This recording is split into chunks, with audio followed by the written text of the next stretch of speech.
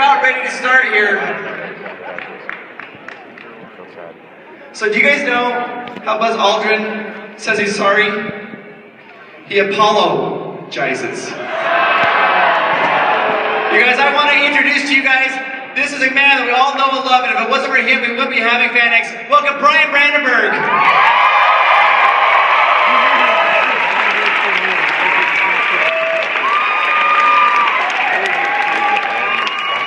Hello, everybody.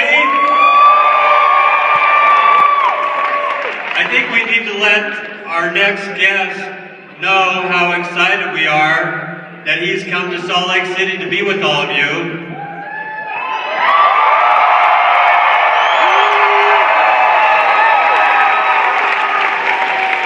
One more time.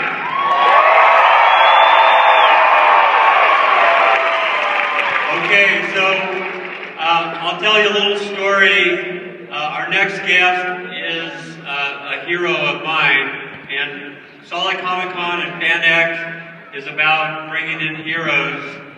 And when I was 10 years old, my dad, who worked on rockets, said, "You've got to watch this. There's going to be men that won't walk on the moon."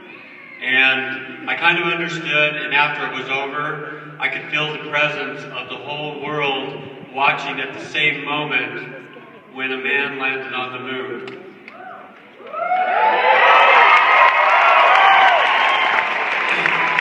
So Dan and I were putting together this show and saying, okay, how do we build on the foundation of Fan X and go outside of the box of comic books? We thought, we need to bring a real hero to Salt Lake City.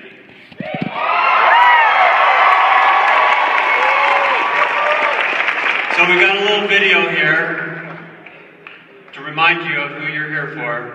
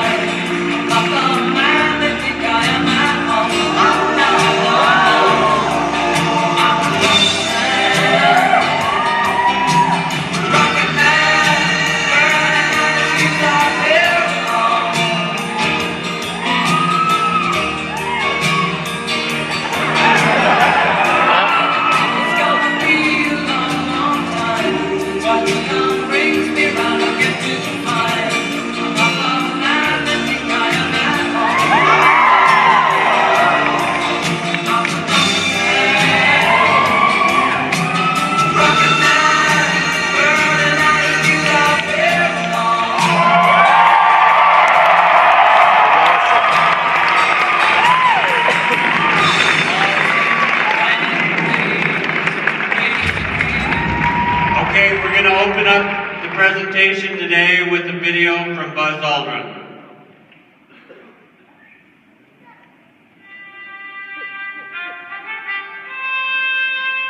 We choose to go to the moon because that challenge is one that we're willing to accept and one we intend to win. T-minus 15 seconds. Guidance is internal. 12, 11, 10, 9. Ignition sequence starts. 6, 5, 4, 3, 2, 1, 0.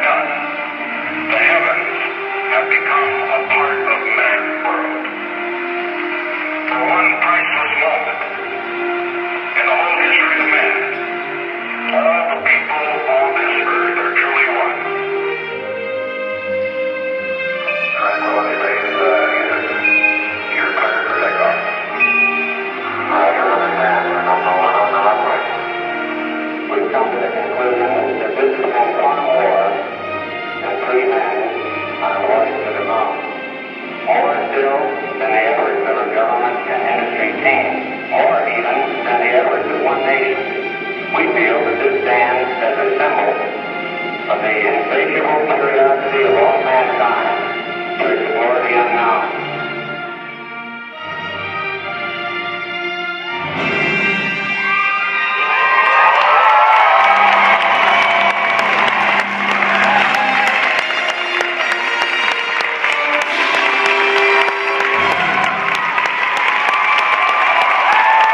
Let's give a warm welcome for Dr. Buzz Aldrin, a real American hero.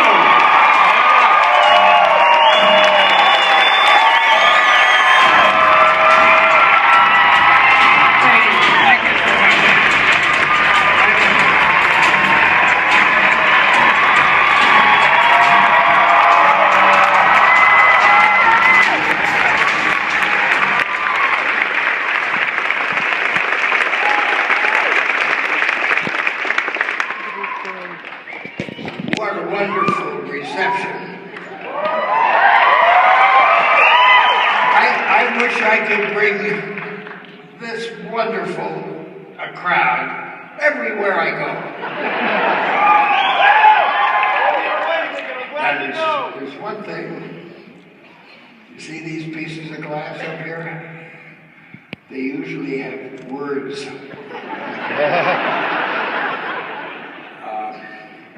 I didn't memorize everything. But would you put some words up there for me, please? I have been having some wonderful days recently because with some of my searching out, I've gotten some information that has fortified keep working on it, my original thinking about cycling pathways to occupy Mars.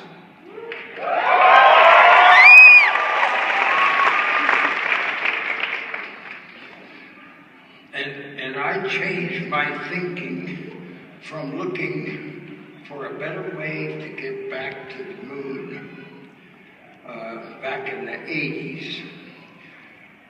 And there really isn't much of a better way than we did in Apollo with the Lunar Orbit Rendezvous.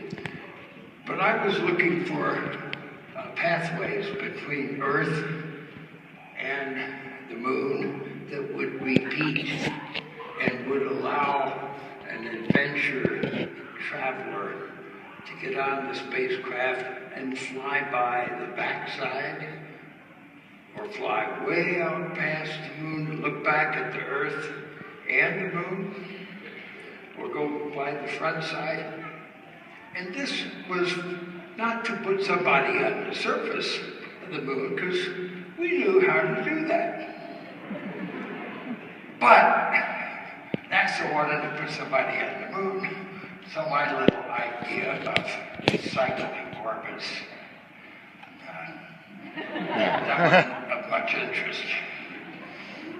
So the administrator of NASA, Dr. Thomas Paine, when we went to the moon, right after having breakfast in the crew quarters, before we rode out to the launch pad in a government van out to where a government rocket would launch us with government quarters on the spacecraft and government meals to a government objective.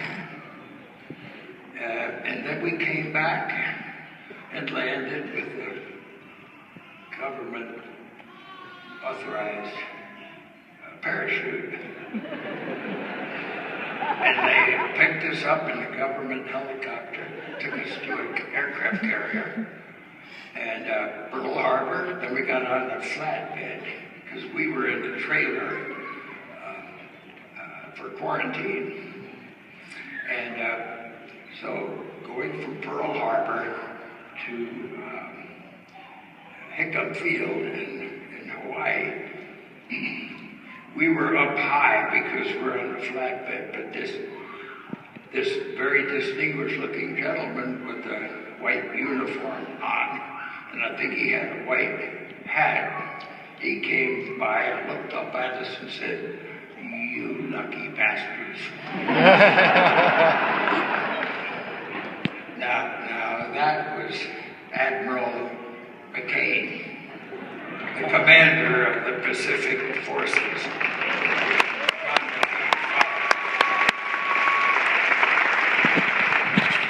We've got lecture, but I got to finish. So I came back, and eventually back home after a government airplane, and so I filed a travel voucher. You know what that is? That's leaving home, going somewhere, and coming back, and listing all the expenses that you had. Because you'll get reimbursed for government per diem. No, it's fine, it's fine. If you can get